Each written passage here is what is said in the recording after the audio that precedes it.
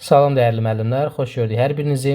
Bugün növbəti hissə ilə qarşınızdayıq. Sürət məsələləri ikinci hissə və sürət məsələlərinin qarşı-qarşıya hərəkət məsələləri növünün ətraflı izahını sizlərə təqdim edəcəm və bununla bağlı suallar işləyəcəyik. Gördüyünüz kimi sadədən mürəkkəb deməzdik, biraz həcmi böyük və müəllimlərin qarışdırdığı sual tiplərinə toxunmuşuq.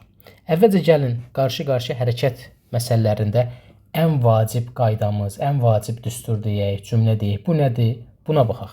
Ümumiyyətlə, iki məntəqədən tutaq ki, A və B məntəqəsindən qarşı-qarşıya iki motosiklet, iki avtomobil, iki avtobus yola düşürsə, bunun sürətin biri V1, bunun sürətin biri V2 olarsa, bu yolumuzda S olarsa, əsas düsturumuz S bərabərdir V1 üstəgələk V2 vurulsun T düsturudur. Normalda bizim düsturumuz necə idi? Sürət düsturumuz S bərabər V-dir. Burada iki nəqliyyat növündən, yəni iki hərəkət edən obyektdən söhbət getdiyinə görə burada iki dənə sürət yazacağıq və sürətlər toplanır. Yəni qarşı-qarşıya hərəkət elədiyimiz zaman sürətlər hər zaman toplanacaq, zamana vurulacaq. Baxaq elə birinci sualımıza. Birinin sürəti 70 km/s, digərinin sürəti 90 km/s olan iki avtomobil eyni anda A və B şəhərlərindən qarşı-qarşıya hərəkətə başladıqdan 4 saat sonra görüşdülər. Şəhərlər arasındakı məsafə neçə kilometrdir? Elə bu çəkdiyimiz sxemi bu məsələyə uyğunlaşdıraq. Tutaq ki, buradan birinin sürəti bunun 70 km bölünsün saat budur. 90 km bölünsün saat da budur. Qarşı-qarşıya hərəkət edəndə biz nə edirdik? Sürətləri toplayırdıq, vururduq zamana. İndi buradan 70 ilə 90-ı toplayanda 160 eləyir. 160-ı da 4-ə vuranda dəyərli müəllimlər 640 kilometr. Məsafə neçə kilometr olacaq? 640 kilometr. Yəni qeyri-adi bir şey deyil. Sadəcə mahiyyətini tətbiq edib təbii ki, daha böyük məsələlərdə bu qaydanı tətbiq eləməyi bacarmaq lazımdır. İkinci sualımıza baxırıq. A və B məntəqələr arasındakı məsafə 540 kilometrdir. Keçən dəfə dediyim kimi bu məsələlərdə ən vacib sxemi qurmağı bacarmaqdır. Yəni bu sxemi siz vizual olaraq quranda elə bil məsələ 100% çətinlik sizlər üçün bir 50%-ə düşür. Yəni yarı-yarı rahatlaşır və görə bilirsiniz ki, burada nədən söhbət gedir. A məntəqəsinin sürəti 80-dir. Bunu qeyd edirik bura. B məntəqəsindən başqa bir avtomobil hərəkətə çıxır. Bunu biz bilmirik. Və B-dən çıxan avtomobil 220 km yol getdikdən sonra ümumi məsafəmiz 540 deyil. Bəli, bu 540-dan çıxıram 220 kilometri bərabərdir A avtomobilinin payına düşən məsafə. Burada qalır 320 kilometr. Çünki bunun 220-sini bu gedib, 320-sini A-dan gedən.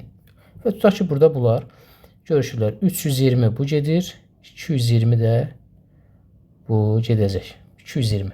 İndi müəllimlər, A-dan gedən avtomobilin yolunu bilirəm, sürətini bilirəm. Nə qalır məndən? 320-ni bölərəm 80-ə, sürətə. Alınar burada neçə saat? Alınar 4 saat. 4 saat burada bunu tapdıq. İndi diqqət edəcəyimiz məqam nədir? Bunlar eyni vaxtda yola düşüblər və görüşüblərsə, demək eyni vaxt sərf ediblər. Məsələn, tutaq ki, iki insan eyni vaxtda evdən çıxır, fərqli yerlərdə görüşəcəklər. Daha doğrusu fərqli evlərdən çıxıb eyni yerdə görüşəcəklər. Onların hər birini sərf elədiyi zaman eynidir. Onda belə çıxır ki, B-dən hərəkət edən maşın da 4 saatdan sonra bu nöqtəyə çatır, görüşmə nöqtəsinə. Bu məntiq əsasən 224-ə böləcək, burada eləyəcək 55 km bölünsün saat. Doğru cavab elədir B variantı. Növbəti suala baxarıq müəllimlər. Üçüncü sualımız A və B məntəqələrindən, yenə A və B məntəqələridir. Aradakı məsafə 180 kilometrdir. Eyni anda sürətləri fərqi 6 km olan iki motosikletçi yola düşdü. Motosikletçilər qarşı-qarşıya 2 saat yarım hərəkət etdikdən sonra sürətləri fərqi 6 nə deməkdir? Bunu istemtəlniyə də gətirib həll eləmək olar, amma daha rahat yolu budur. Sürətləri fərqi 6 o deməkdir ki, bunun birinin sürəti V-dirsə, digərinin sürəti V üstəgələk 6-dır. Yəni fərq birinin digərindən fərq qədər böyük olduğunu göstərir. 2 saat yarımız da 2,5 saat deməkdir. Sürətlər məlumdur, məlumdur. 2,5 vurulsun sürətləri cəmi V üstəgələk 6 bərabərdir. Bura çaşıb 15 və ya 180 yazmırıq. Bax, diqqət olunacaq məqam nədir? Qarşı-qarşı hərəkətdə arada məsafə qalırsa, müəllimlər, bu aradakı məsafə gedilməyən məsafədir. Ona görə ümumi məsafədən çıxılacaq. Demək, bura 180-dirsə, bax, burada bu 15 kilometr qalıbsa, bu bura qədər gəlib, bu bura qədər. Bu 15 gedilməyəndir. Gedilməyən nə olur? Yəni, gedilməyənə biz belə deyək də, əmək sərf eləmirik, benzin sərf eləmirik. Ümumi məsafədən bu 180-dən çıxacaq bu gedilməyən, yəni bu 15-i. 180-dən 15-i çıxanda nə qədər qalır? 180-dən 15-i çıxanda qalır 165 kilometr. Bura yazıram 165 kilometr. İndi həll eləsək 2V üstəgələk 6 bərabərdir. 165-i 2,5-ə böləndə eləyir nə qədər? 66. Buradan 2V bərabər 60. V də bərabərdir 62-yə böləndə 30. V-ni biz 30 tapdıq. Bizdən sürəti çox olan motosikletçi. Birinin sürəti 30-dursa, digər V üstəgələk 6 elədi 36. Bu yolu nə qədər vaxta gedər? Bu yol dediyi 180 kilometrdir.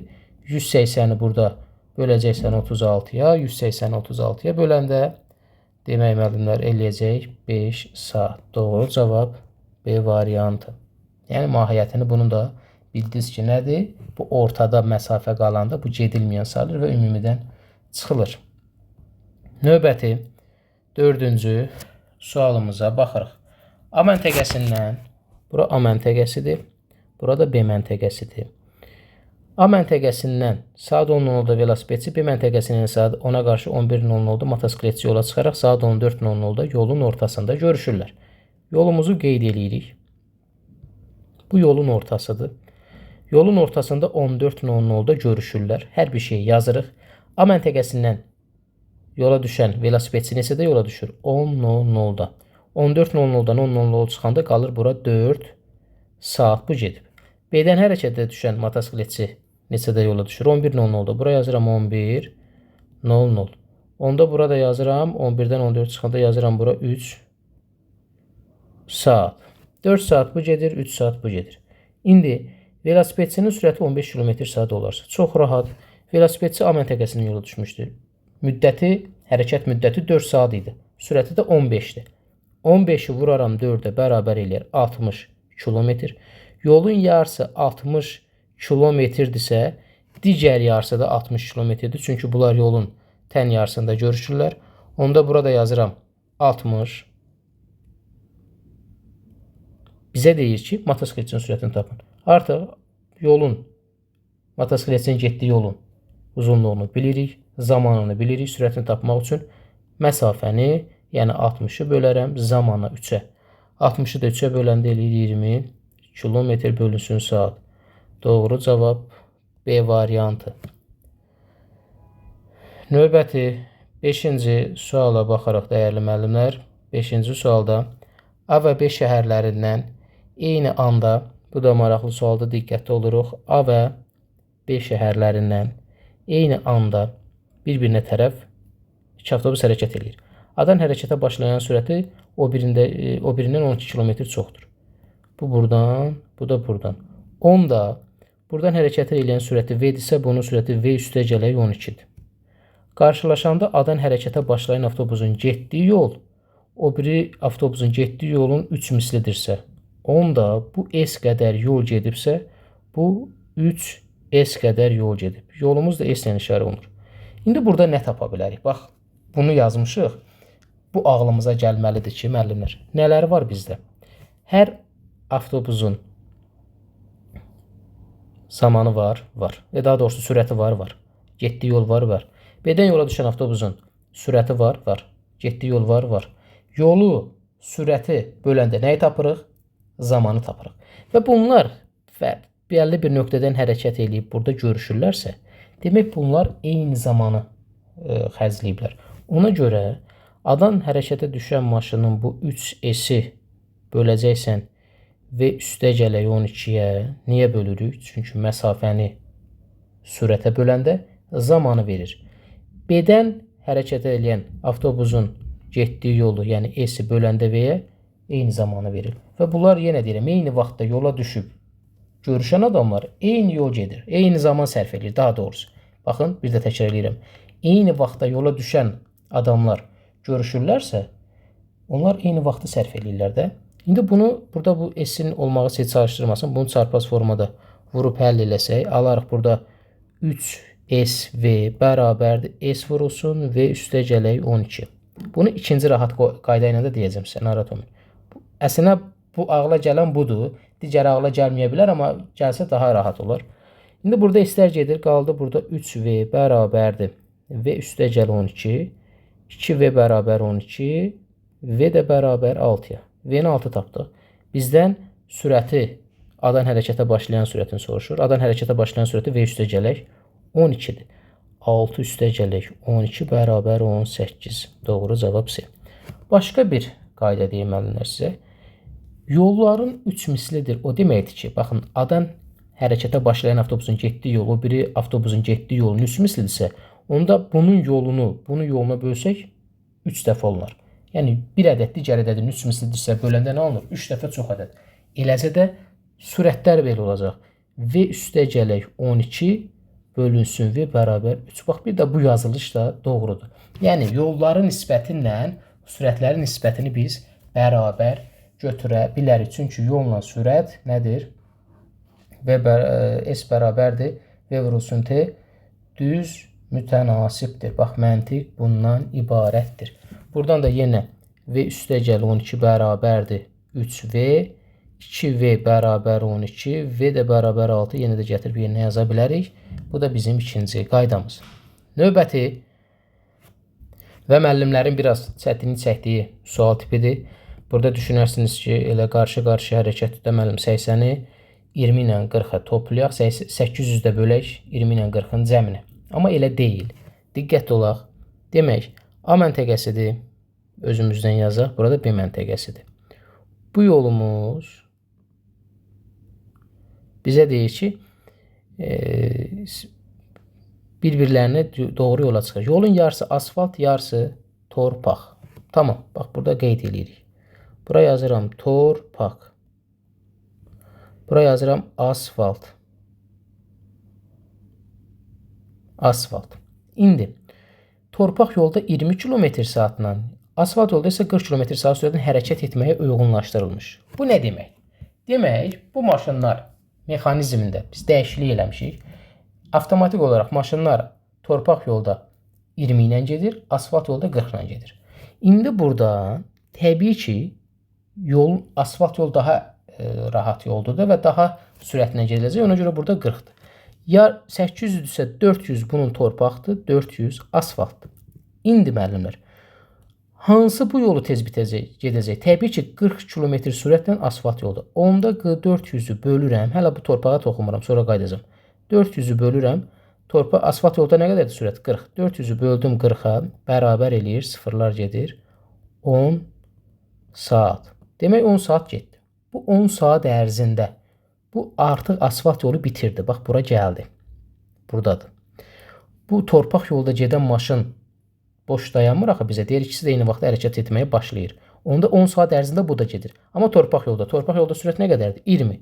Demək, 20-ni vururam 10-a, bərabər 200 kilometr. 200 kilometr də torpaq yolda gedir.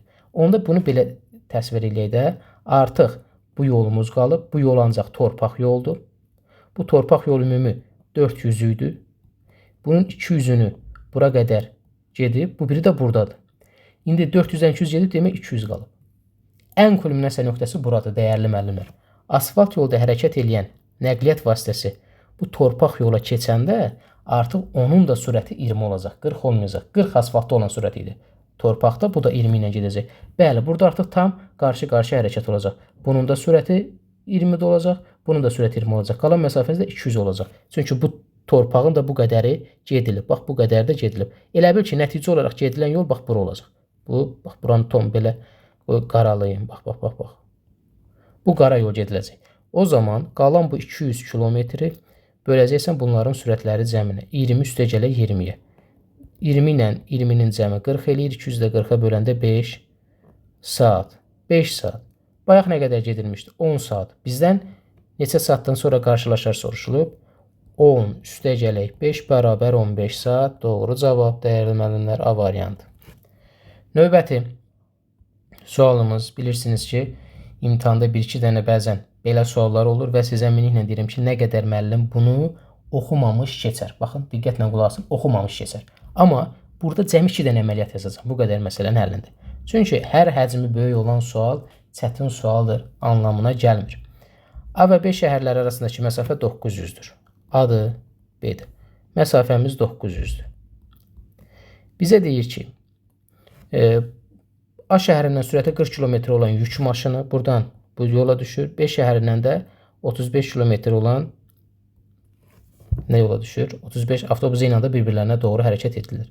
Elə həmin anda A şəhərindən saatda 200 km sürətlə 1 milçək B istiqamətinə doğru uçmağa başlayır. Maraqlı məsələdir. Milçək avtobusun şüşəsinə dəyən kimi dayanmadan eyni sürətlə geri dönür. Bu dəfə yük maşını ilə qarşılaşır və onun şüşəsinə dəyən kimi yenə dayanmadan geri dönür. Bu proses fasiləsiz şəkildə davam edir. Nəhayət yük maşını qarşılaşır. Bunu siz vizual olaraq gözünüzün qabağında canlandıra bildiniz də. Bu bəzən deyir ki, şəxs görüşür. Tutaq ki, ortada bir it var, digər şəxsə qaçır, sonra bu bir şəxsə qaçır. Bax, bunu kim düşünə bilərsiniz? Demək, bu buradadır, bu buradadır. Bunlar bir-birlərinə doğru hərəkət eləyir. Bunlar yaxınlaşdıqca bu milçək dəyərli. Bax, buradan belə gedir, belə qayıdır, belə gedir, belə qayıdır, belə gedir, belə qayıdır və nəticə olaraq da bunlar görüşəndə bu milçək burada hərəkət eləməyəcək. İndi biz burada nəyi tapmalıyıq? Biz burada tapmalıyıq ki, bu maşınlar neçə saatdan sonra görüşürlər. Görün, 2 dənə əməliyyat yazıram bu boyda məsələyə. Baxın, 900-ü bölürəm sürətləri cəminə. 40 üstəgələk 35 bərabərdir 75 eləyir 12 saat. Demək, bu maşınlar 12 saatdan sonra görüşürlər. Bu milçəkdə sağa sola bu 12 saat ərzində qaçır. Sadəcə burada şərtin qarışıq olmağı sizə çətin gələ bilər. Ora şüşəsinə dəydi, təzədən geri qayıtdı. Bu 12 saat ərzində də nə qədər gedəcək? 12-ni vuracaqsan 200-ə, yəni sürəti 200-dür. Bu da eləyir 12-ni 2-yə vuranda 24, sonunda 2 dənə 0, 2400. Doğru cavab elədi müəllimlər. D variantı. Bu gördüyünüz digər məsələ belə deyək də, 6-cı məsələ bundan qat-qat çətin idi. Ən azı analiz var idi 3-4 deməli. Burada sadəcə yenə deyirəm, burada da analiz var. Bu sadəliyi bilmək üçün analiz eləmək lazımdır ki, əslində burada qeyri-adi bir şey yoxdur. Bu qədər dəyərli müəllimlər. Baxın, analiz eləyin. Videonun rəy bölməsində fikirlərinizi yazın. Növbəti hissədə də inşallah əks istiqamətli hərəkət və eyni istiqamətli hərəkət məsələlərinə baxacağıq. Hər birinizə uğurlar arzulayıram. Növbəti izahlarda görüşərik. Hələlik dəyərli müəllimlər.